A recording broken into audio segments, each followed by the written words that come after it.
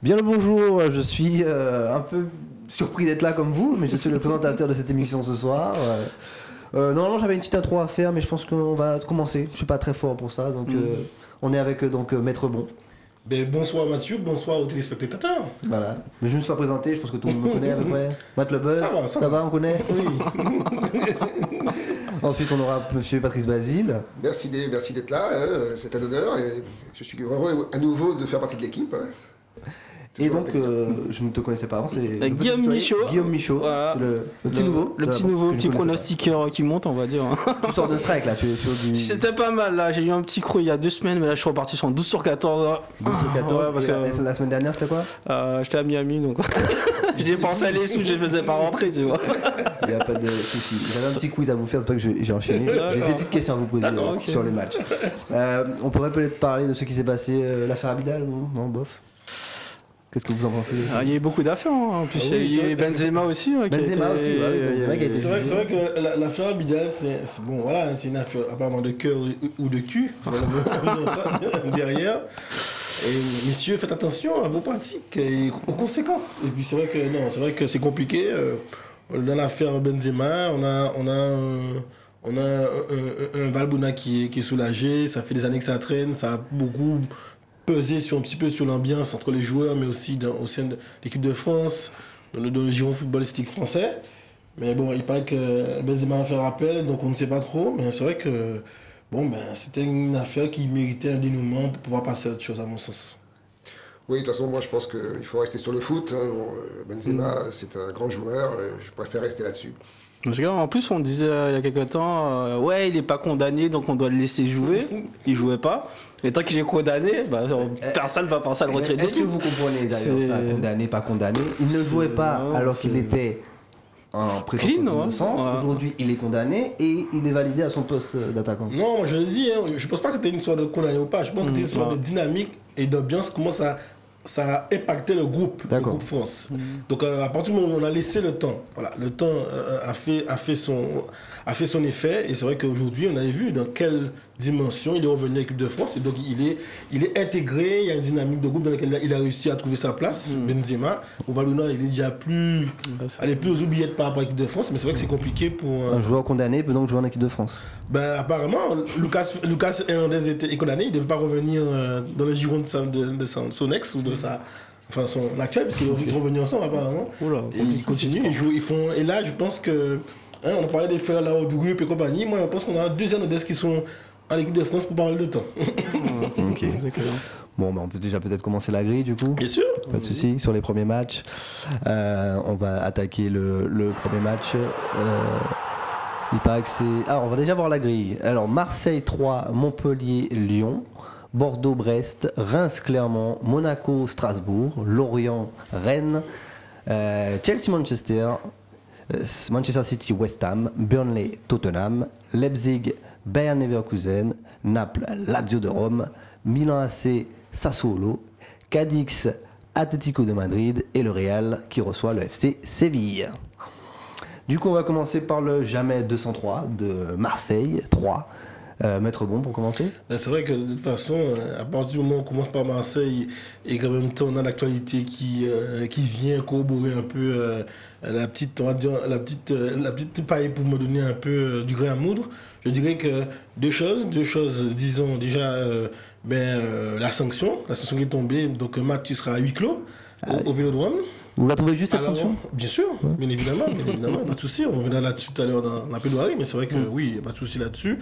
La sécurité des joueurs d'abord, ça c'est une chose. Est-ce qu'elle va impacter le match en lui-même, vous pensez? Je ne sais pas trop parce que si j'y venais, après une grosse défaite contre le Galatasaray aujourd'hui, où les espoirs en Ligue Europa sont dissipés, à mon sens, et j'avais plus ou moins aussi abordé cette absence un peu de profondeur de banc à Marseille.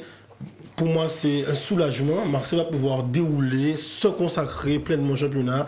Et je pense que malgré l'absence du public, Marseille aura à cœur de battre une modeste équipe. Je pense que 3 cette année, c'est pas ni Lorient ni Lens. Non, on pense quand même Marseille, en tout cas, par rapport à son statut, ce qu'elle peut donner, puisque malgré la défaite, on voit bien que Milik est au rendez-vous, il y a une attaque qui est là. Bon, c'est pas toujours toujours bien solide derrière.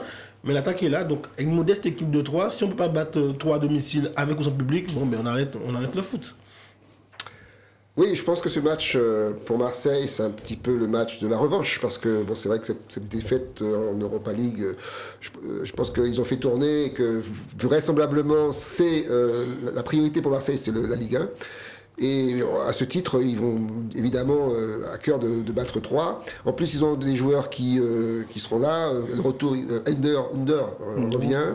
Saliba sera là, Guendouzi, Milik. Donc, ils ont une équipe type qui devrait, à mon avis, être largement suffisante pour battre 3. Qui, attention quand même, est une équipe difficile à jouer parce que je me rappelle que le PSG avait eu du mal avec cette équipe. Mais C'est en début de saison. Oui, au début de saison, c'est vrai. Mais bon, a priori, moi, en tant que pronostiqueur, je dirais que cette fois-ci, que Marseille devrait gagner ce match. Alors, je suis un peu les pronostics de mes confrères. Je trouve effectivement que Marseille, qui joue comme les places européennes, face à une équipe qui joue plus la relégation, il y a quand même un écart de niveau, je pense. Après, en plus, je pense qu'ils ont fait tourner en Coupe d'Europe. La semaine dernière, ils n'ont pas joué en championnat. Donc je pense qu'ils seront au rendez-vous malgré le huis clos. Et 3, le peu de matchs qu'ils ont réussi un peu à déboussoler l'équipe, c'était des déplacements courts à Reims, à Paris, c'était pas très loin. Enfin voilà quoi. Quand ils se déplacent un peu loin, ils ont un peu plus de mal. Donc je vois plus une victoire nette de Marseille sur cette confrontation. On va noter ça donc. On peut donc du coup enchaîner avec le deuxième match de cette grille, c'est Montpellier-Lyon. C'est quand même un sacré match. Un match qui sera, à mon sens, pas celui qui sera le plus bof, un match qui sera peut-être plus spectaculaire. Moi, je vois pas de match nul.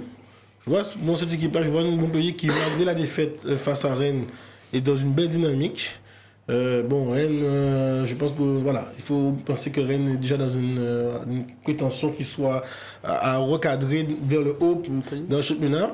Mais dans ce match-là, face à des Lyonnais qui ont été privés d'un match de panache face à Marseille, je me dis ils peuvent bien dérouler à Montpellier. Mais en même temps, voilà, je vois pas en tout cas le match nul. Je vois que Paqueta et les siens vont faire ce qu'il faut pour gagner.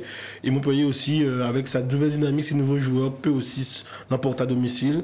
Mais je vois pas des équipes qui se neutraliseraient sur un match nul. Montpellier, si on regarde bien, perd rarement à domicile. C'est une équipe qui est solide chez elle. Et donc qui est quand même dangereuse pour une équipe de Lyon qui véritablement nous a montré cette année qu'ils avaient une sorte de fonctionnement en dents de scie. En fait, c'est Lyon qui a les clés de tous les matchs qu'ils jouent, puisque de toute façon, ils ont un effectif qui est quand même extraordinaire. Et un coup ça fonctionne, un coup ça fonctionne pas.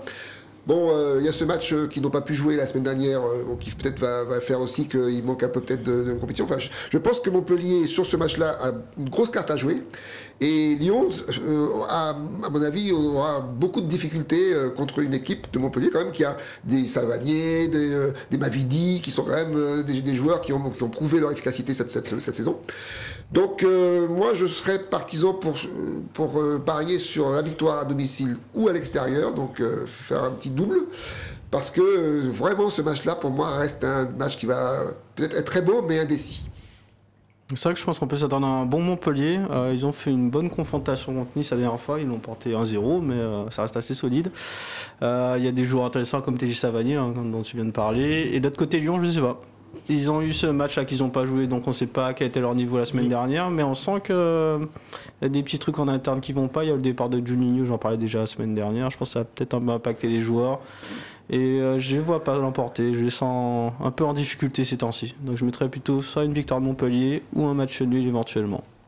Ok, d'accord. Ouais. On peut enchaîner le troisième match. D'ailleurs, avant de commencer ce match, j'avais une petite question. Combien de titres a le FC GB, les Girondins de Bordeaux, d'après vous 8. Vous dites 8. De champion de France. Championnat de France, ouais. Peut-être un peu moins. 5 ou 6, 5. Moi, je dirais 7. Voilà. La réponse est 50, 84, 85, 87, 99, 2009. 1, 2, 3, 4, 5, 6. Ce gars d'ici, c'est. 6, ouais. T'as dit- joué. Cinq, Il a dit 5 5, 6, effectivement. Ok, on est sur 6 Allez, titres. un point. Du coup, on enchaîne avec le troisième match, c'est Bordeaux-Brest. Qu'est-ce que vous pensez de ce match? On n'est pas dans comment dire, la flamboyance du Girondin Bordeaux 2009, c'est vrai, hein, avec les gros de l'époque.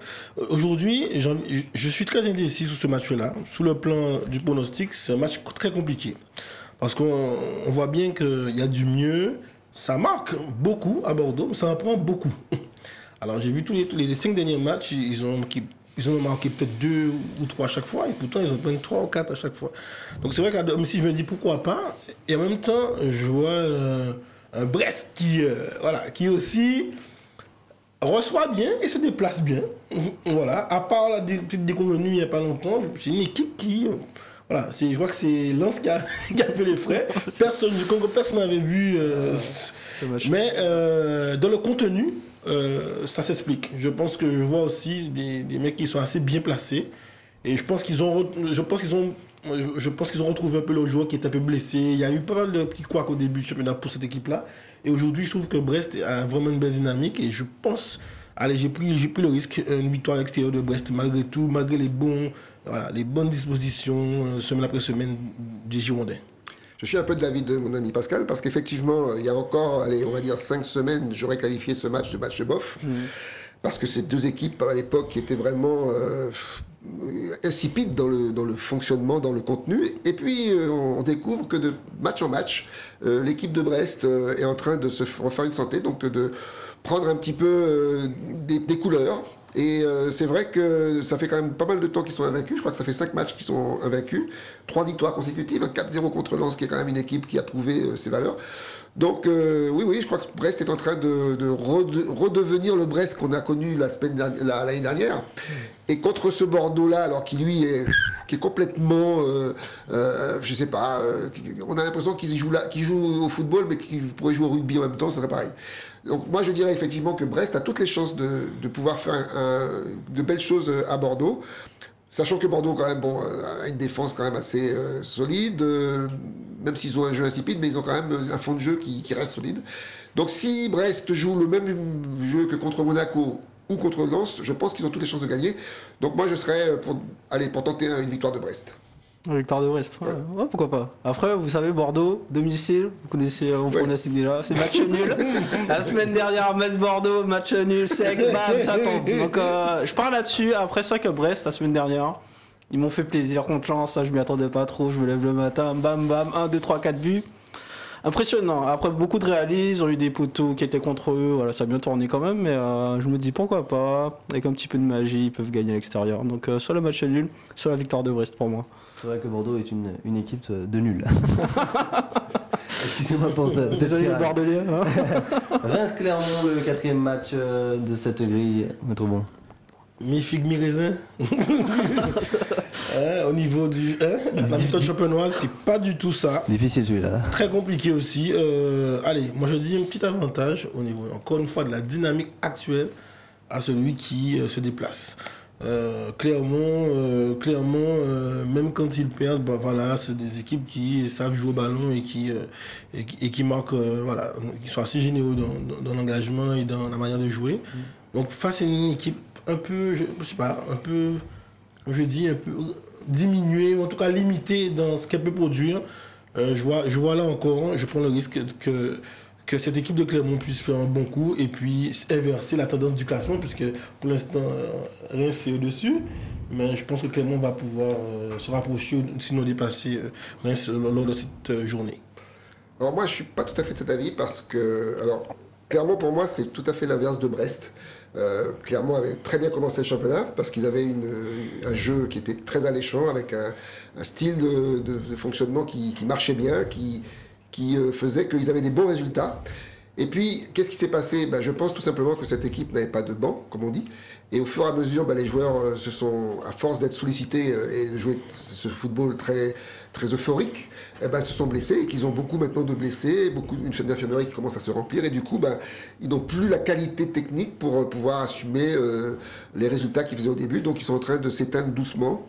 Et là, par contre, Reims reste une équipe quand même dangereuse, qui est difficile à jouer, et en plus chez eux. Donc, moi, je pense que sur ce match, Reims va l'emporter. Et clairement, malheureusement, je pense qu'au fil des matchs, va se retrouver au niveau où il aurait dû être depuis le début, c'est-à-dire en position de relégable. C'est vrai que moi j'ai vu Clermont un peu contre Nice la semaine dernière, donc ils ont mené pendant les 2 tiers du match. Malheureusement, ils se sont fait revenir au score. C'est parce qu'en fait ils sont très joueurs, moi je trouve, par rapport à la moyenne des équipes de leur niveau. C'est ça, je trouve aussi qu'effectivement c'est une équipe qui joue beaucoup, et du coup qui se fait. Mais ça reste une équipe joueuse. Oui, bien sûr. Ouais, ils jouent vraiment bien. Ça m'a étonné parce que j'avais annoncé que Nice allait balayer Clermont et c'était très difficile pour Nice finalement. Ça s'est joué à la fin de match. Et de l'autre côté, Reims, c'est vraiment le prototype de l'équipe de Ligue 1, pas d'imagination, des défenseurs un peu costauds, voilà. Et là, je pense que ça peut jouer des tours à Clermont. J'ai tenté la victoire de Reims parce que je me dis que souvent ça paye pas d'être joueur à l'extérieur comme ça. En Ligue 1, il faut des fois un peu fermer, je pense, quand tu te déplaces. Donc, allez, un petit avantage à Reims. Victoire à domicile. Ok. Bah, on peut déjà donc enchaîner avec cette 5e affiche entre Monaco et Strasbourg à Louis II. Maître Bon. Encore un match compliqué. Vous avez vu, hein? Partage des points, en tout cas nombre de points, 19 points, 7e contre 8e, très très proche. Monaco, très frustrant. On a un entraîneur qui est au niveau, on a des joueurs qui sont parfois pas à leur niveau, par ligne. Hein. Moi, j'ai du mal. Et Strasbourg, ça joue bien. En ce moment, ça va. Ça va très très bien. C'est clinique, c'est construit, pareil. C'est comme Brest, une bonne surprise et qui s'installe dans la durée au niveau des résultats. Donc pour moi, ce match très ouvert. Pour rendre Monaco, normalement, Monaco devait gagner à domicile avec ou sans le public niçois. Parce qu'on sait bien que c'est les jeunes Menton et de Nice qui viennent remplir le stade de Louis II. Mais c'est vrai que voilà, face à Strasbourg, match très très très ouvert. Les deux équipes ont besoin de points. Strasbourg a besoin de confirmer et Monaco a besoin de se remettre dans ce qu'ils avaient pu nous produire et ce qui parfois ils produisent en Ligue Europa, qui est moins catastrophique que Marseille. Je veux dire, ils sont assez à l'aise en Ligue Europa, donc non, je vois soit une victoire de Monaco à domicile ou soit une victoire à l'extérieur de Strasbourg. Ouais, ça va être compliqué à pronostiquer ce match parce qu'effectivement, Monaco, c'est une équipe qui normalement devait jouer le haut du championnat, qui en tout cas a l'effectif pour ça, qui fait des bons résultats de temps en temps. Et puis Strasbourg, comme je l'ai dit dernièrement, est une équipe qui a commencé à bien jouer à partir d'il y a quelques temps, qui a commencé à faire des très bons résultats, avec son entraîneur qui leur a, à mon avis, trouvé un super style, un style agressif, qui fait que cette équipe a accumulé des bons résultats depuis quelques temps. Alors, il leur manquait la semaine dernière leur buteur fétiche Ajor qui est revenu. Donc, ça devrait normalement être positif pour eux. Maintenant, qu'est-ce que Monaco va faire contre eux? Je pense que c'est un match qui peut aboutir à un nul, aussi bien qu'une victoire de Monaco. Et je ne sais pas si ce serait pas mieux, pour ceux qui peuvent, de mettre un triple là-dessus, parce que ça va être compliqué à savoir. Moi, je dirais, allez, priorité à Monaco, mais Monaco vainqueur sur ce match, parce que justement Monaco joue chez eux, et peut-être que c'est un léger avantage sur Strasbourg. Alors c'est vrai que Monaco joue à domicile, je ne sais pas si c'est un très gros avantage effectivement pour Monaco. Et après ouais, c'est un match, clairement on aurait pu mettre un triple, mais j'ai mis mon triple sur un autre match. Donc là-dessus en fait le petit truc qui va faire la différence, je pense que c'est deux bonnes attaques. D'un côté on a du Diallo, du Ayork et du Gamero quand même. On a du Ben Yedder, du Volant, du Gerson, pas du Gerson, comment il s'appelle le portugais, le nom m'échappe. Bref. C'est Gelson Martin, c'est ça? Ouais, Gelson Martin, exactement. Donc voilà, des très belles attaques et je pense qu'il n'y aura pas de match nul par rapport à ça. Ça va attaquer, il va y avoir des buts. Ça peut faire un 3-3, mais c'est quand même improbable. Plus un 2-0 ou un 4-2, ça c'est jouable. Nous rappelons bien sûr que cette grille est à valider avant dimanche 9h55 et qu'elle est de 500 000 €. Beau pactole. Money. On va faire une petite pause et on se retrouve tout de suite dans votre émission préférée.